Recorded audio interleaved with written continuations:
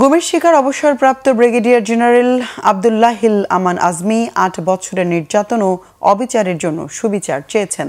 তার জেরা বৃহস্পতিবার ট্রাইব্যুনালে উপস্থিত ৩ আসামিকে চিহ্নিতও করেছেন তিনি। রবিবার ও সোমবার আন্তর্জাতিক অপরাধ ট্রাইব্যুনাল ১-এ গুমের মামলায় সাক্ষ্য দেন তিনি।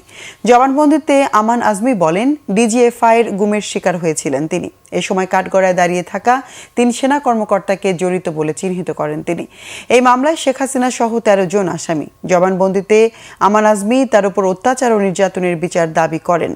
এর আগে বিএনপি নেতা হুম্মায়ুন কাদের চৌধুরী ও সাবেক সেনা কর্মকর্তা হাসিনুর রহমান ট্রাইব্যুনালে সাক্ষ্য দিয়েছেন।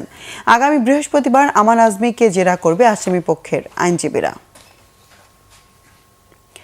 সংসদ নির্বাচন ও গণভোটের আর বাকি মাত্র 10 দিন। তবে ব্যাপক প্রচার প্রচারণার পরও গণভোট বিষয়ে এখনও স্বচ্ছ ধারণা নেই শরীয়তপুরের প্রায় 12 লাখ ভোটারের বড় একটি অংশের। এমন বাস্তবতায় সচেতন মহল